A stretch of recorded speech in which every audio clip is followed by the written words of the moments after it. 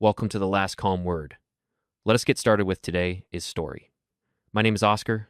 I'm 32, and up until a few months ago, I thought I was about to marry the right woman. Courtney and I met 3 years ago at a community fundraiser. I was there because my buddy Ethan had roped me into donating some labor hours for my construction company for their silent auction. She was there because a friend of hers was hosting. She caught my eye halfway through the night. Dark hair, simple dress, talking with her hands like she was explaining something important. I found a reason to join that group, and by the end of the evening, we traded numbers. It moved quickly. 6 months later, we were inseparable, and by the end of the year, she had moved into my apartment. Courtney worked as a freelance photographer, weddings, portraits, small businesses, so her schedule was flexible. Mine was not, but she said she liked that I kept steady hours. The proposal was not flashy. One Friday night after a long week, I made dinner. Nothing fancy. Steak, potatoes, her favorite wine. After dinner, I pulled out a small box and asked. She said yes before I finished the sentence. Tears in her eyes, hugging me like she would never let go. We set a date for the following spring. The first few months of planning were smooth. We booked a vineyard an hour outside the city, picked a caterer she loved, and started talking about the guest list. She was full of ideas. Then about 6 months in, the energy shifted. She would shrug off questions about the flowers. We have got time, she would say. The seating chart later, the cake tasting we had scheduled, got pushed back twice because she was too busy with clients. One Friday night, we had dinner with friends. Someone suggested a game. If you could redo 1 year of your life, which would it be? People were tossing out answers, mostly funny ones, until it got to Courtney. Without hesitation, she said, "My junior year of college, probably with Alex." The table went quiet. She laughed quickly.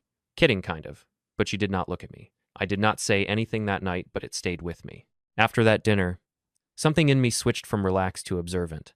I did not go digging through her phone or following her around, but I started noticing patterns. Courtney's phone was always face down on the table now. She would glance at it, smile in this small private way, and then type fast with both thumbs.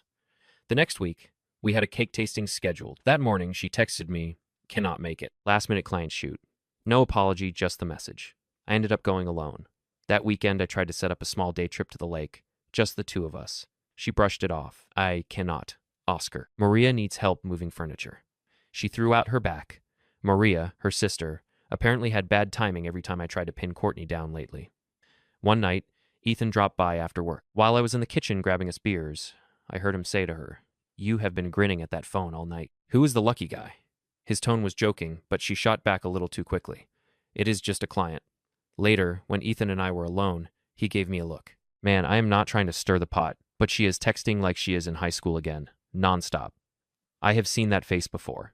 It is not about work. I did not answer. I was still playing it cool, still giving her enough rope. 2 nights later, she came home late, dropped her bag, and barely looked at me. I asked if she wanted to watch something together. She sighed. "Oscar, I need to make sure I am choosing right." I kept my voice even. "Choosing right about what?" She shook her head. "About everything. About us." She walked into the bedroom without another word. That was the first time I let myself believe there was someone else in this equation. We barely spoke the next couple of days.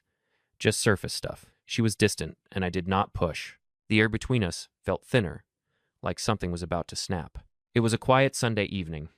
I was in the kitchen making pasta when Courtney walked in and leaned against the doorway like she had something rehearsed. "Oscar, can we talk?" Her tone was calm, but her eyes would not settle on me. "Sure," I said, wiping my hands on a towel. She sat down at the table, folded her hands, and took a deep breath. "I have been thinking a lot lately about us and about Alex." Alex, the name, landed like a hammer on the counter. I did not react, just waited. She kept going. "I feel like I never really got closure with him. We broke up in college, and I guess part of me wonders if he was supposed to be the one. I am not saying I want to leave you. You are saying you want to figure it out." I finished for her. She nodded quickly. "Just a break. A few weeks, maybe a month. I would stay at Maria is. No pressure, no fighting. I just need to know for sure that I am making the right choice with you." I leaned back in my chair, letting the words sit between us. "So, while you are figuring that out, I am supposed to do what?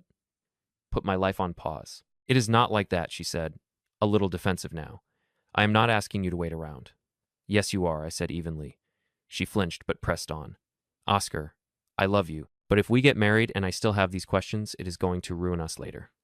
This is just about clarity.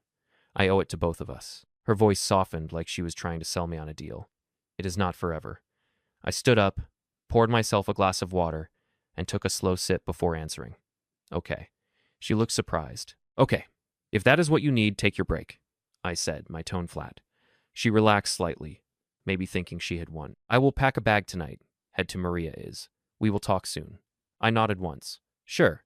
She left an hour later, and that was the last time she saw me waiting. The moment the door clicked shut behind her, I set my glass down and started planning. The vineyard venue we had booked had a partial refund window. I called, explained that plans had changed. The deposit returned to my account within an hour.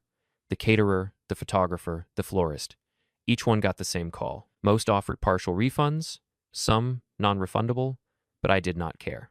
It was not about the money. It was about closing doors she thought were still open. Next was the joint credit card. I paid the balance, closed it, and pulled her as an authorized user on my main account. Our lease, technically, it was in my name alone.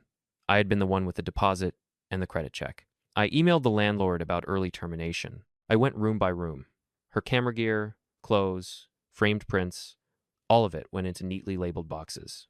I stacked them in the corner of the living room, out of the way, but impossible to miss. While this was happening, I signed a 6-month lease on a short-term furnished place across town. No overlap. No shared address. By Friday night, the apartment was bare enough to echo. If Courtney walked back through that door, she would not find the version of me she had left behind, or the life she had left on pause. She would find exactly what she had asked for, space. 2 weeks later, I heard from her. A text mid-morning. Can we talk? I think I am ready. I replied, sure, come by tonight. By the time her car pulled into the lot, I was sitting at the kitchen counter of the now half-empty apartment. Her boxes sat in the corner, right where I had left them, the printed inventory list still taped to the top. On the counter beside me were the lease termination notice and the cancellation receipts from every wedding vendor. She stepped inside, stopped cold, and looked around. What? What happened here? I kept my tone even. I made some changes. Her eyes landed on the receipts. You canceled everything, the venue, the photographer. Why? You wanted a break, I said. I respected that. She turned toward me, her face tense. Oscar, I did not mean for you to erase everything. I just needed to know for sure. And now you know, I asked. She swallowed hard. Alex was not what I thought. He is still the same guy. I made a mistake. She stepped closer. I want to fix this. I want us. I shook my head once.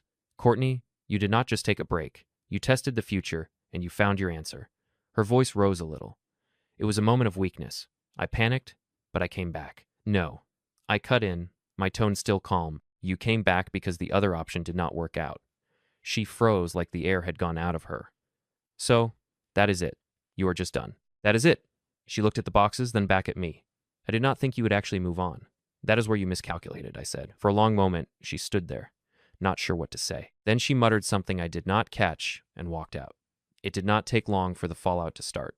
3 days after she left, my phone buzzed with my mother's name. Oscar, she said, skipping the greeting. Why am I hearing that you called off the wedding and broke Courtney's heart? I leaned back in my chair. Where did you hear that? From Courtney's mother, she said. She is telling people you blindsided her. I kept my voice level. That is not what happened. My mother sighed. Well, people are talking. You might want to get ahead of it. By the next morning, Courtney's Instagram was filled with vague captions. Some people cannot handle real love, and you do not throw away diamonds for stones. She did not tag me, but everyone knew. I did not chase her, did not call to correct the story. Instead, I drafted one message, sent it as a group text to both families and our closest friends. Hi, everyone. Courtney and I have ended our engagement after a lot of difficult conversations. I will not be sharing details, and I would appreciate it if we could all respect each other's privacy. Thank you. That was it.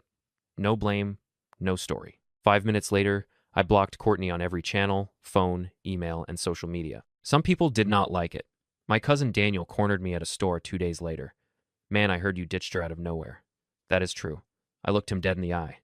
You heard wrong. She took a break to figure out if her ex was the one. I gave her exactly what she asked for. He did not say much after that. The whispers did not stop immediately, but they lost momentum fast when I refused to feed them. Once the message was out and she was blocked, I focused on finishing the clean break. The lease was officially terminated, and I moved into my short-term furnished place across town. Everything I kept fit into 2 moving vans. It felt light. I threw myself into work, taking on projects I had turned down before. The distraction helped. About 3 weeks after the move, I was coming back from a site meeting when I saw her. Courtney was standing outside my new building, arms crossed, eyes scanning every passing car until she spotted me. A mutual friend had let the address slip, thinking she already knew where I had moved. "Oscar, can we talk?" she asked as I stepped onto the sidewalk. "I do not think there is much left to say," I replied, keeping my tone neutral. She moved closer. "Please, just 5 minutes. No games." I sighed and nodded toward a bench near the entrance. She sat, twisting her hands together. "I have been thinking. I messed everything up. I was scared, and I thought I needed to see Alex to let it go. But you are the one I want." "Courtney," I said, "you did not just check if an old flame was out of your system. You walked away from our engagement to do it. You do not come back from that." Her voice cracked. "I was wrong. Okay. I thought you would still be here. That is exactly the problem." She shook her head. "We could still get married. We could move past this." I stood. "No, we could not. Not for me. Not after you made me a backup plan. I wish you well," I added calmly. Her eyes welled up, but I did not wait for a response. I walked inside, the door locking behind me. She did not follow. After that last meeting, things went quiet. No more surprise visits, no more texts from family saying Courtney says she must have finally realized the door was closed for good. The whispers in my circle faded too. People moved on to other topics, and the vague sympathy posts on her Instagram stopped appearing. It was like she had run out of audience. I settled into the new apartment. It was not big, but it was quiet. No half-finished projects she had started, no decor arguments, no reminders of a wedding that was not happening. Work took off. I had the bandwidth to take on more clients. The focus and freedom made it clear how much mental space I had been giving to someone who was not fully invested in me. One evening, a few months after it all went down, I sat on the balcony with a beer. Same kind of quiet night we used to have before things got messy. Except this time, I did not feel like I was waiting for anything. No phone in my hand, no second guessing, no one else's timeline controlling mine. I thought about the night she told me she needed space to figure out if Alex was the one. Back then, she expected me to pause my life until she got her answer. Instead, I gave her the space she wanted and filled mine with everything she could not take from me. In the end, there was no dramatic revenge, no big scene, just a choice not to be someone's safety net, and that choice was enough. Thank you so much for watching till the end. Wishing you all the best, stay healthy, and take care.